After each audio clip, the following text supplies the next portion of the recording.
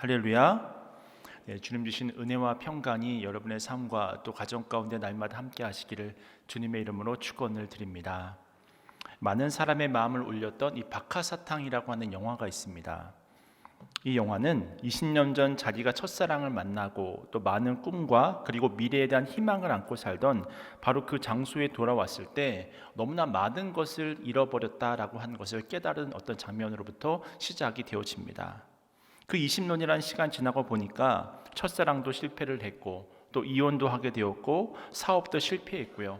또 본의 아니게 또 5.18 또 계엄군으로 활동을 하면서 살인도 하고 또 경찰관으로서 또 고문도 하게 되고요. 그렇게 20년이 지난 후 다시 와서 보니까 세월의 흐름에 따라서 자기의 삶이 다 부서지고 무너져 있는 것을 확인하게 되는 것입니다. 그런 자기 모습을 바라보면서 얼마나 절망과 분노에 가득 찼겠습니까? 그래서 열차 앞에 서서 이 설경구라고 하는 영화배우가 외치던 이 말, 나 다시 돌아갈래. 다시 말해 20년 전 그 순수하고 희망과 소망으로 가득 찼던 그때로 나 다시 돌아갈래 라고 하는 그 절규는 아직도 영화를 본 사람들에게 진한 여운으로 남겨져 있는 장면인데요. 일단 무엇이 이 사람의 인생을 이토록 후회하게 만들었을까요? 무엇이 자신의 인생을 더 이상 시작할 희망조차 가지지 못해 결국은 죽음을 선택할 수밖에 없을 정도로 만들었던 것일까요? 그런 의미에서 오늘 살아가는 여러분들은 어떻습니까? 순수하고 천진난만했던 그 시절로, 그 순수했던 그 시절로, 그 순수한 열정의 시대로 돌아가고 싶은 마음은 없으십니까? 그렇게 삶에 지쳐 어느새 무너지고 멍든 가슴을 안고 살아가고 있다면 오늘 회복의 길을 이야기하는 사무엘서의 말씀에 우리가 귀를 기울여야 하는데요. 오늘 우리가 읽은 이 본문은 주전 1100년경의 이야기입니다. 이스라엘은 당시 형편은 사사시대의 말기였습니다. 사사시대 뒷부분을 보게 되시면 이 삼손이라는 사사가 나온 것을 우리가 확인하게 되잖아요. 근데 이 삼손이 두 눈이 뽑히고 또 이 맷돌이나 돌리는 비극적인 삼손의 모습이 나오게 됩니다. 아마 그때로부터 이 100여 년 정도의 시간이 흐른 후의 일이라고 생각을 하시면 됩니다. 이때는 엘리라고 하는 사람이 제사장 겸 사사의 역할을 하고 있었는데요. 성경은 그의 몸이 비둔했고 살이 쪘다고 나오는데 그 말은 단순히 육체적으로 비둔하고 살이 쪘다는 것의 어떤 의미만 이야기를 하고 있는 것이 아니라 영적으로 둔했다, 영적으로 잠이 들어 있었다라고 하는 것을 함축적으로 표현하고 있는 것입니다. 그래서 제사장을 통해 성도들이 어떤 영적인 어떤 영향력도 선한 영향도 받지 못하게 되어지는 참으로 여러 면에서 어두웠던 그런 시대였습니다. 근데 그때 블레셋과의 전쟁이 있었습니다. 두 아들 홈니와 비느하스가 하나님의 언약궤를 가지고 전쟁터를 나갔습니다. 언약궤가 이들과 함께하니까 우리는 반드시 승리할 수밖에 없을 것이다. 그런 기대감을 가지고 그런 잘못된 믿음을 가지고 이제는 전쟁에 참여를 했었습니다. 그런데 안타깝게도 전쟁터에서 홈니와 비느하스는 죽임을 당했고 그것도 아주 대패를 당했고 언약궤까지도 빼앗기게 되는 그런 수모를 경험하게 되잖아요. 이 전쟁의 소식을 듣고 이 엘리 제사장은 의자에 앉아서 이 목이 부러져 죽게 되어지는 그런 아주 끔찍한 광경이 펼쳐지게 됩니다. 그리고 비느하스의 아내 엘리의 며느리가 만삭이었었는데 그때 아기를 낳으면서 죽게 되거든요. 그때 뭐라고 하면서 죽느냐면 여러분이 잘 아시는 대로 이가봇이라고 했잖아요. 이가봇이라고 하는 것의 뜻이 무엇입니까? 하나님의 영광이 떠났다고 하는 것입니다. 다시 말해 정말 이와 같은 절망이 이스라엘 전역에 가득했었던 그런 시대였습니다. 그런데 오늘 본문을 보면 무슨 일이 벌어지고 있냐면 정말 믿을 수 없는 소식이 이스라엘에게 전해지고 있는 것을 이제 본문을 통해서 확인해 볼 수 있는데요. 그 내용이 10절 말씀입니다. 우리 사무엘상 7장 10절 말씀 우리 함께 읽겠습니다. 시작. 사무엘이 번제를 드릴 때에 블레셋 사람이 이스라엘과 싸우려고 가까이 오매 그 날에 여호와께서 블레셋 사람에게 큰 우레를 발하여 그들을 어지럽게 하시니 그들이 이스라엘 앞에 패한지라.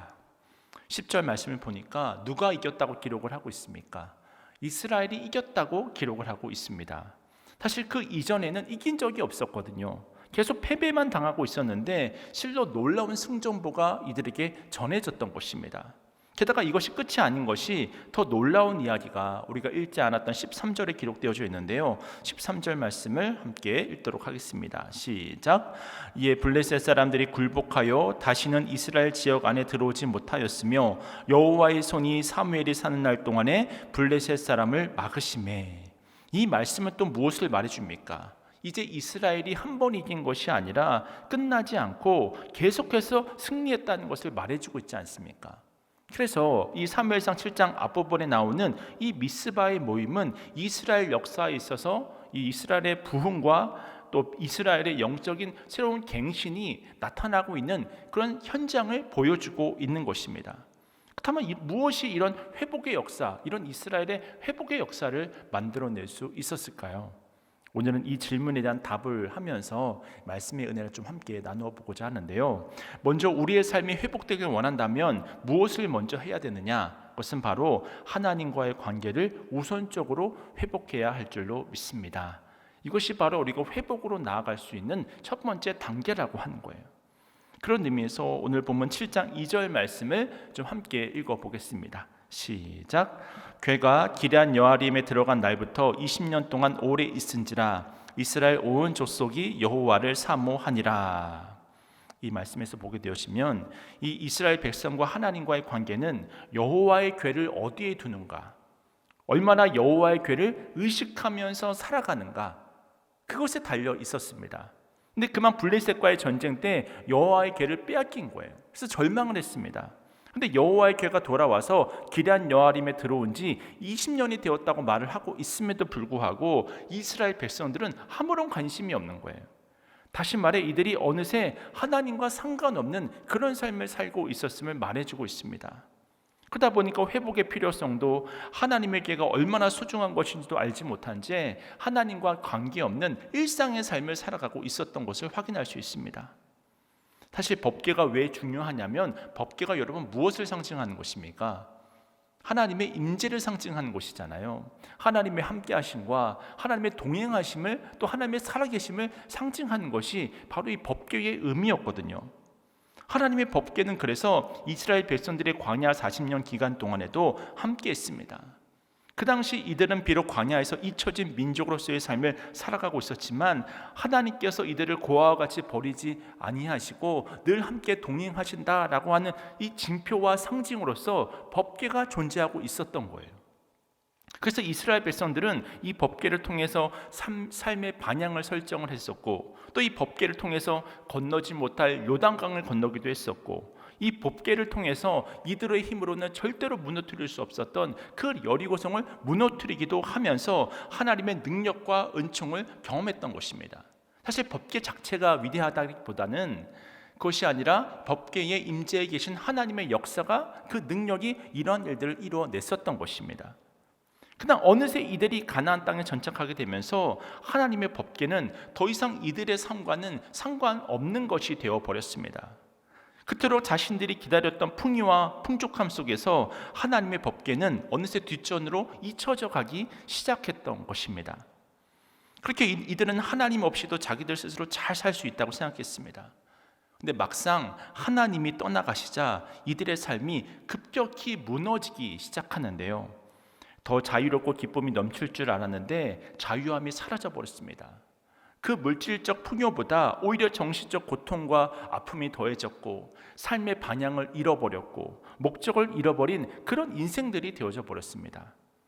그러다가 사무엘을 통해서 자신들의 삶에 하나님의 말씀이 세워져야 한다는 사실을 깨닫게 되었던 거예요. 그래서 그때부터 이제 여호와를 사모하기 시작했습니다. 그렇습니다. 사실 하나님의 말씀이 내 삶의 기준이 아니더라도 먹고 사는 거나 생명에는 지장이 없을 수 있습니다. 직장 생활을 하는 것이나 또 자녀를 낳는 것이나 가정을 꾸리는 일에도 아무런 상관이 없을 수도 있습니다.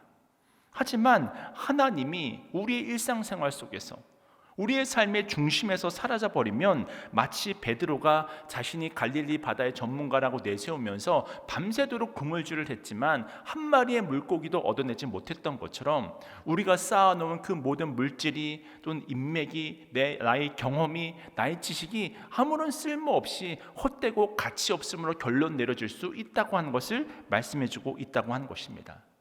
그래서 사무엘은 하나님께서 중심이 되지 않으면 하나님의 백성의 아름다움을 누릴 수 없음을 지금 말을 하고 있는 것입니다.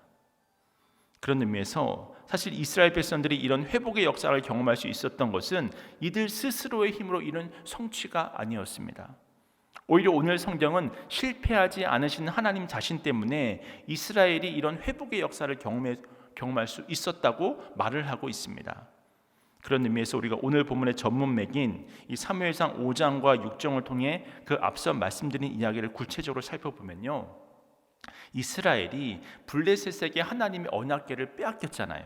그리고 블레셋군은 이 하나님의 이 언약궤를 어디다 가져다 놓습니까? 다곤 신전 안에다 가져다 놓지 않습니까? 이들이 굳이 하나님의 언약궤를 다곤 신전 안에 가져다 놓은 이유는 이스라엘이 섬기는 그 하나님이라고 하는 신이 다곤 신에 의해서 꺾여졌다고 하는 것을 상징적으로 보여주고 싶지 않았겠습니까? 근데 우리가 잘 알다시피 그 다음날 어떤 일이 벌어졌습니까? 다곤 신상의 목이 부러져 엎어져 있고 손목이 끊겨 있는 거예요. 그래서 그들의 신인 다곤이 하나님의 언약궤 앞에 엎어진 모습을 이 블레셋 제사장이 보게 되었던 것입니다. 게다가 이것이 끝이 아니었습니다. 그날을 기점으로 이 블레셋의 가장 큰 도시인 아스돗에서 이 유행성 출혈열이 발병을 했습니다. 그래서 들쥐들이 옮겨놓은 페스트균이 빠르게 퍼지기 시작하면서 수많은 사람들이 이 블레셋 사람들이 죽어나가기 시작을 하는 거예요.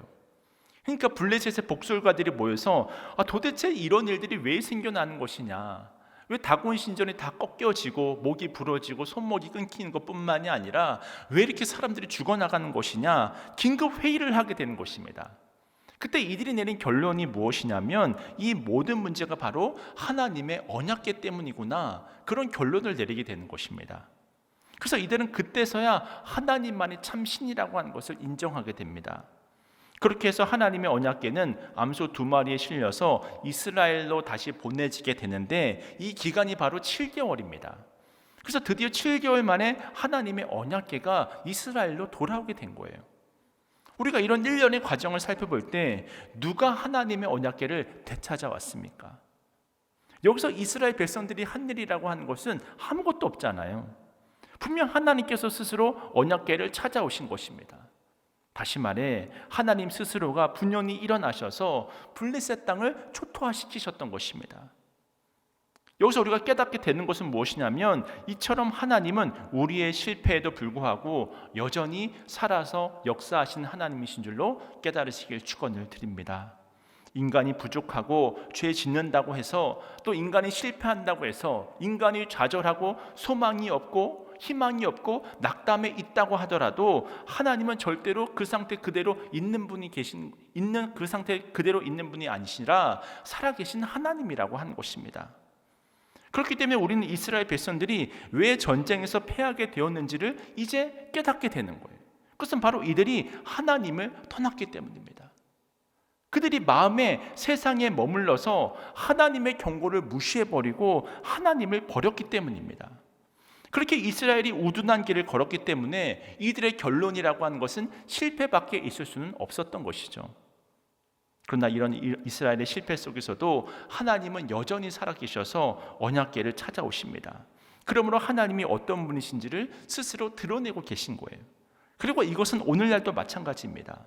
그런 의미에서 지금 이 시간, 이 예배드리는 우리 지금 이 시간 그 누구라도 하나님을 찾기만 한다면, 내가 지금 좌절의 자리에 있고 내가 지금 낙담의 자리에 있다고 할지라도 지금 이 시간 하나님을 찾고 바라볼 수만 있다면 하나님은 그 즉시 그 영혼에게 하나님의 권능과 능력을 베풀어 주시는 좋으신 하나님이 되신 줄로 믿습니다. 그래서 오늘 이스라엘 백성들 가운데 이루어지고 있는 영적인 부흥도 바로 하나님과의 관계 회복으로부터 이루어지고 있다고 하는 사실을 확인할 수 있는 거예요. 결국 우리가 살 길은 하나님께 붙어 있는 것입니다. 하나님을 바라보는 것입니다. 하나님의 권능과 역사가 우리 가운데 임해야지만 우리가 회복의 길로 나아갈 수 있기 때문입니다. 그것을 바로 오늘 보면 9절을 말씀하고 있는데요, 함께 오늘 보면 9절 말씀 우리 함께 읽도록 하겠습니다. 시작. 사무엘이 젖 먹는 어린 양 하나를 가져다가 온전한 번제를 여호와께 드리고 이스라엘을 위하여 여호와께 부르짖음에 여호와께서 응답하셨더라. 분명 이전에도 이들은 번제를 드렸을 것입니다. 근데 우리가 9절 말씀을 보면 특별히 온전한 번제라고 하는 단어를 사용함을 확인할 수 있잖아요. 그 시대 사람들이 드렸던 그전 습관적인 어떤 제사가 아니라 온전한 예배를 하나님께 드렸음을 말씀하고 있습니다. 그리고 이들이 온전한 예배를 드렸다고 하는 그 증거가 무엇이냐면 6절에 나오는 금식인데요. 여러분, 금식이라고 하는 것이 무엇입니까? 금식은 내 생존과 관련된 음식을 포기하면서 내 삶의 우선순위가 누구다? 하나님입니다. 주님께서 함께 하시지 않으시면 나는 살아갈 수가 없는 존재입니다. 하나님께서 나를 축복하시지 아니하신다면 나는 단 한순간도 호흡할 수 없는 존재입니다. 이런 고백이 담긴 것이 바로 금식인 것입니다. 야곱이 야복강에서 환도뼈가 부러져도 놓지 않았던 그 절박함을 한번 생각해 보세요. 바로 이 간절한 하나님과의 관계 회복에 대한 열망이 이 당시 이스라엘 백성들에게 있는 것을 우리가 오늘 본문을 통해서 확인하게 되는 것입니다. 게다가 6절 말씀을 보면 또 그들은 물을 길러 이 앞에 부었다는 표현이 나와 있잖아요. 이에 대해서 많은 주석학자들은 이것이 회개를 이야기한다고 말하지만 저는 이것을 이렇게 해석을 하고 싶습니다. 이들은 지금 온 마음을 쏟아내고 있는 거예요. 나와 하나님 사이를 가로막고 있었던 그 가식이라든지 그 어떤 형식들이라든지 다 부셔버리고 쏟아놓고 있는 것입니다. 자신의 지식과 물질과 모든 소유와 경험을 다 내려놓고 하나님이 도우시지 않는다고 한다면 나는 살아갈 수 없다고 하는 간절함으로 지금 예배를 드리고 있는 것입니다. 그때 하나님께서 블레셋과의 싸움에서 승리하게 하시고 그들 안에 있는 그 모든 두려움의 마음들, 또 염려의 마음들, 끊임없이 실패와 좌절 가운데 낙담에 있었던 그들의 낮은 자존감을 다시금 이렇게 세워주시고 평강의 마음으로 바꿔주셨던 것입니다. 그런 의미에서 결국 사람이라고 하는 존재는 하나님과의 관계를 회복할 때만 진정 아름답고 가치 있는 삶을 살아갈 수 있는 것입니다. 사실 우리에게는 이미 많은 관계들이 있잖아요. 나를 사랑해주는 사람들이 있고 그 사람들로부터 우리가 위로를 얻기도 하고 때로는 희망이 부풀기도 합니다. 하지만 아무리 좋은 남편이라 할지라도, 아무리 우리를 향해 잘해준 아내라 할지라도, 또는 아무리 훌륭한 부모라고 할지라도 내 마음의 상태를 정확하게 다 알 수가 없잖아요. 절대로 내 아픔과 고통을 다 이해하지 못합니다. 그런데도 불구하고 우리는 착각을 하거든요. 그래서 더 가까이 다가가려고 하지만 그럴수록 우리는 상처를 받습니다. 왜냐하면 인간의 사랑이라고 하는 것은 우리의 생각과는 달리 완전하지 않기 때문입니다. 그래서 그러한 것들을 붙잡고 살아갈수록 더욱더 깊은 고통 가운데 빠져들 수밖에 없는 것입니다. 그래서 성경은 우리에게 있어 정말 의미 있고 가치 있는 관계는 하나님과의 관계라는 사실을 말씀하고 있는 거예요. 다른 모든 것들은 다 지나갈 뿐 완전하지 않습니다. 내가 사랑하는 사람도 끝까지 나와 동행할 수 없습니다. 하지만 우리 주님은 그 모든 것이 가능하신 분이시잖아요. 그래서 다윗도 시편 23편을 보면 이런 유명한 고백을 남겼습니다. 시편 23편 4절 말씀입니다.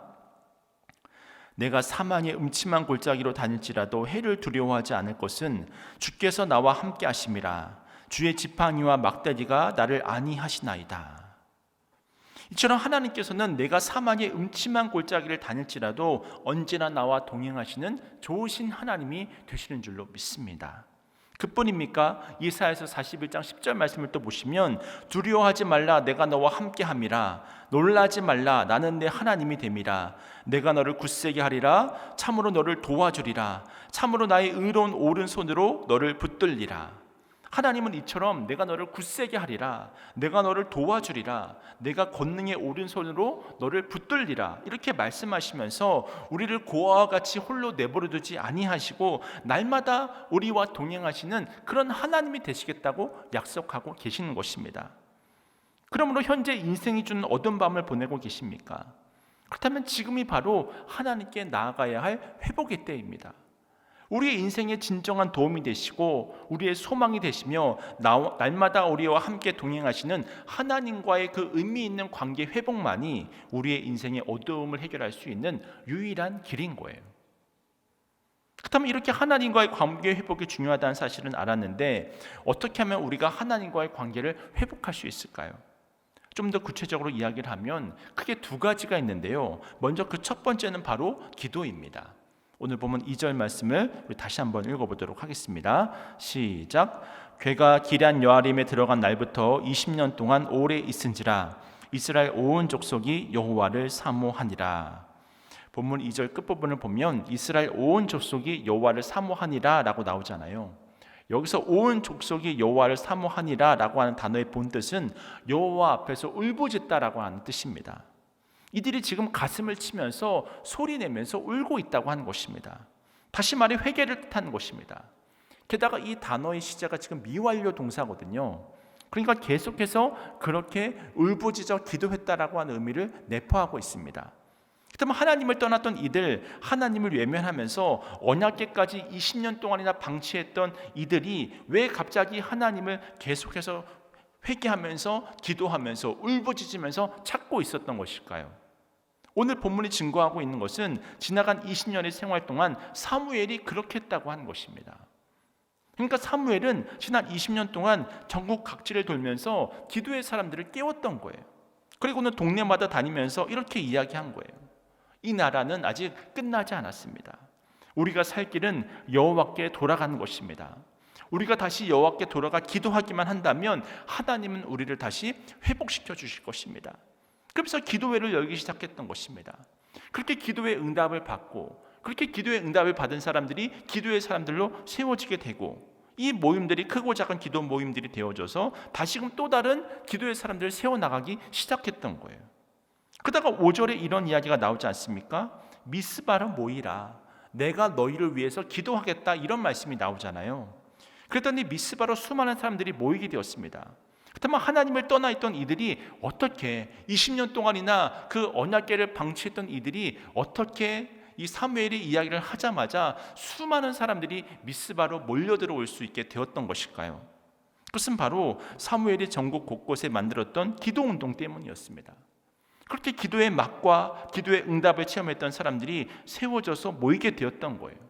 그리고 여기서 그 미스바에서 그 기도의 사람들이 기도하는 동안 승리의 역사가 시작되었던 것입니다.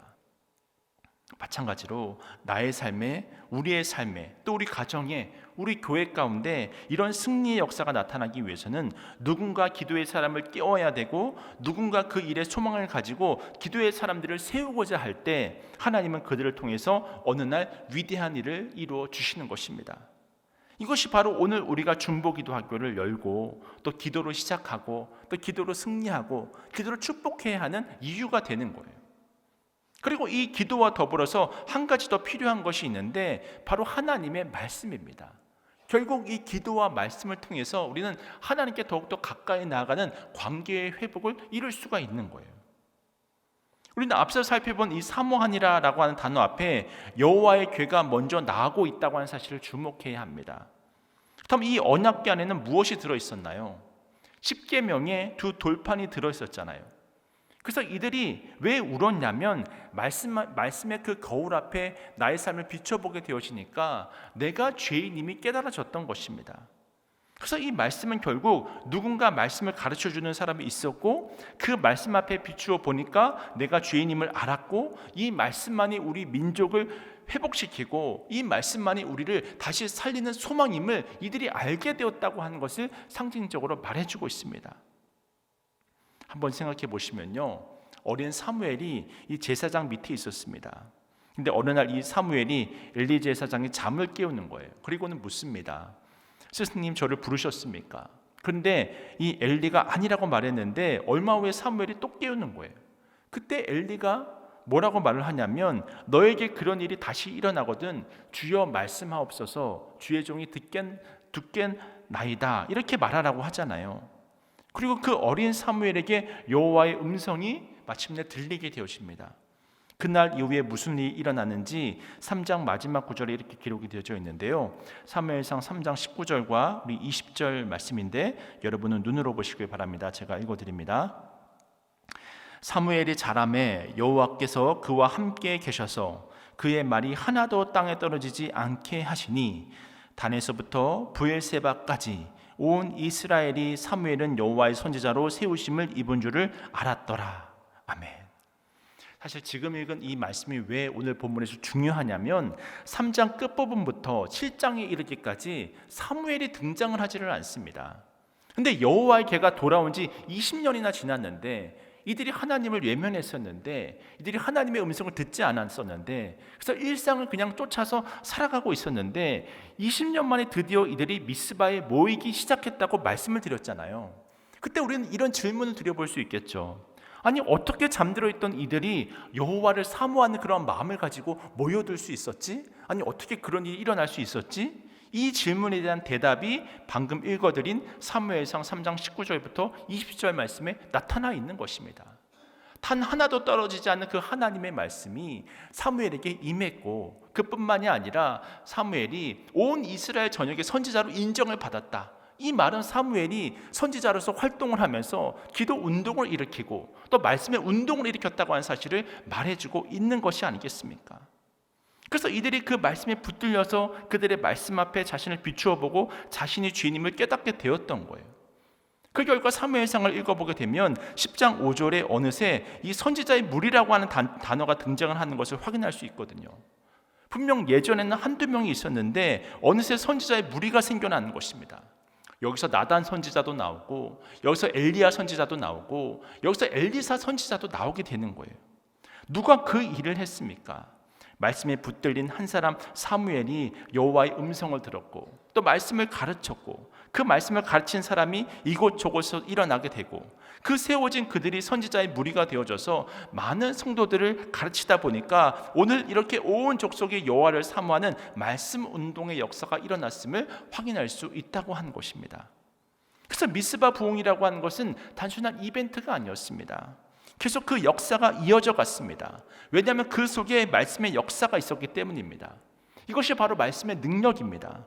그리고 그 말씀의 역사를 통해서 하나님과의 관계가 우리가 회복이 되어진다고 한다면 어디를 가든 누구를 만나든 주님의 자녀이자 하나님 나라의 백성이 되어져서 존귀한 자로 이 세상을 형통한 삶을 살아갈 수 있다고 하는 것이 바로 성경의 증언인 줄로 깨달으시길 축원을 드립니다. 그런 의미에서 하나님의 말씀을 듣고 깨닫고 이해하고 삶에 적용하고 순종하는 것은 너무나 중요한데요, 저는 말씀의 유익을 생각할 때마다 늘 떠올리며 암송하는 말씀이 있습니다. 그 말씀은 바로 시편 19편 7절과 8절의 말씀인데, 우리 화면을 보시고 함께 읽도록 하겠습니다. 시작. 여호와의 율법은 완전하여 영혼을 소성시키며 여호와의 증거는 확실하여 우둔한 자를 지혜롭게 하며 여호와의 교훈은 정직하여 마음을 기쁘게 하고 여호와의 계명은 순결하여 눈을 밝게 하시도다. 방금 읽은 말씀에는 우리가 말씀을 읽을 때 얻을 수 있는 4가지 유익에 대해서 말씀해 주고 있는데요, 먼저 우리가 말씀을 읽게 되면 우리의 영혼이 소성케 되어진다고 이야기를 하고 있습니다. 사실 하나님의 말씀을 모르는 모든 사람들은 살기 위해서 먹기 위해서 살아갑니다. 오늘도 그렇게 살아가고 내일도 그렇게 살아가고 모레도 그렇게 살아가다가 결과적으로는 자신도 모르게 어느샌가 죽음을 맞이하게 되는 거예요. 하나님의 심판대 앞에 아무런 준비도 하지 못한 채 서 있게 되어지는 것입니다. 하지만 말씀을 통해서 주님을 향한 믿음을 가진 사람은 그 인생이 결단코 죽음으로 갈 수 없잖아요. 주님 주시는 생명으로 건짐을 받는 것입니다. 그래서 하나님의 말씀이라고 하는 것은 먼저는 영혼을 살리는 말씀이라고 하는 것입니다. 그뿐만이 아니라 하나님의 말씀은 우리를 지혜롭게 합니다. 제가 어떤 책을 보니까 인터넷에 기록된 정보의 양이 이 70일마다 2배씩 증가한다고 하더라고요. 제가 그 책을 한 5년 전에 봤으니까 아마 그 양과 속도라고 하는 것은 점점 빨라지고 있을 것입니다. 다시 말해 지식으로는 이젠 AI를 따라갈 수가 없는 거예요. 결국은 이 시대는 세상에 흩어진 그 수많은 지식을 어떻게 활용할 수 있는 지혜를 가지고 있느냐가 중요한 것이 아니겠습니까? 이때 말씀이 우리를 지혜롭게 한다고 말합니다. 왜냐하면 하나님의 말씀이라고 하는 것은 방향성이거든요. 또 하나님의 말씀이라고 하는 것은 거짓이 아니라 진리라고 하는 것이 아니겠습니까? 그래서 그 거짓 정보들을 버리고 생명의 길로 우리를 인도해 갑니다. 결국 우리가 말씀과 동행하는 삶을 살아갈 때 우리는 생명력이 넘치는 삶을 살아갈 수 있는 거예요. 또한 3번째로 말씀은 정직하여 마음을 기쁘게 한다고 말합니다. 제가 이 부분을 쉬운 성경으로 보니까 이렇게 기록이 되어져 있더라고요. 여호와의 율법은 올바르며 사람들의 마음에 기쁨을 줍니다. 이처럼 말씀만이 우리의 삶을 올바르게 하고 참 기쁨을 허락해 주는 것입니다. 마지막으로 말씀은 순결하여 눈을 밝게 해준다고 합니다. 다시 말해 영안을 열어준다고 하는 거예요. 사실 인생이라고 하는 것은 해석이잖아요. 우리가 똑같은 사안을 본다고 하더라도 어떻게 그 문제를 바라보고 어떻게 그 상황을 바라보느냐에 따라서 모든 것이 달라지는 것이 아니겠습니까? 마치 다니엘의 세 친구들이 그리 아니하실지라도라고 하는 그런 믿음의 고백을 드렸던 것처럼 우리가 어려운 상황이 있다고 하든지 문제를 만난다고 할지라도 기쁨과 감사를 고백할 수 있는 힘, 바로 세상을 의로운 길로 생명의 길로 걸어갈 수 있는 그 힘이 어디로부터 주어진다고 하는 것을 알려주고 있습니까? 바로 하나님의 말씀이 이 모든 일들을 가능하게 한다고 하는 것입니다. 그래서 우리가 한때 즐겨 부르던 찬양 중에 목마른 사슴 시냇물을 찾아 헤매이듯이 내 영혼이 주를 찾기에 갈급하나이다, 이런 가사의 찬양이 있잖아요. 우리가 말씀을 향한 이런 갈급함을 가지고 살아갈 수 있다고 한다면 우리의 영혼이 소성케 되어지는 줄로 믿습니다. 지혜가 충만해질 뿐만이 아니라 우리 인생의 방향을 결정할 수 있고 우리 인생의 생명의 길로 나아갈 수 있는 복이 바로 이 하나님의 말씀을 통해서 주어질 수 있다고 하는 거예요. 그리고는 가장 궁극적으로 하나님과의 관계가 깊어지는 것입니다. 그래서 예배가 예배다워지고 하나님과의 관계가 온전해지니까 이제 이 세상을 바라보는 해석이 달라지게 되고, 그러다 보면 사람들과의 관계도 다시금 재정의가 되어지는 거예요. 단순히 물질과 물질을 교통하는 그런 사이가 아니라, 단순히 기브앤테이크로 살아가는 그런 사이가 아니라 서로 하나님의 사랑을 나누고 또 하나님의 사랑을 받고 또 그 안에 계신, 그분 안에 계신 예수님을 바라보고 또 내 안에 계신 예수님을 소개하고, 그때 우리의 심령이 얼마나 날마다 감격과 감사 가운데 기쁨 가운데 살아갈 수 있는 것입니까? 그때 하나님께서 이미 우리에게 허락하신 그 풍성한 자원들이 아름답게 열매 맺는 그런 삶, 그런 회복의 삶을 우리가 살아갈 수 있게 되어지는 것입니다. 그러므로 우리가 이 시간 깨달아야 할 것은 무엇이냐면 이미 늦었다라고 하는 것은 없다고 하는 거예요. 하나님은 반드시 모든 것을 합력하여 선을 이루시는 줄로 믿습니다. 그러므로 바로 지금 하나님 관계를 회복하면서 매일 기도의 자리로 나가기를 힘쓰고 매일 말씀의 자리로 나가기를 힘쓰게 되어진다고 한다면 반드시 우리 주님께서 우리의 심령을 붙들어 주십니다. 회복해 하십니다. 은혜를 더하여 주십니다. 바라기는 이 믿음을 붙들고 주어진 삶의 모든 자리가 회복되셔서 늘 승리하는 삶을 살아가시는 여러분 모두가 되시길 주님의 이름으로 축원을 드립니다.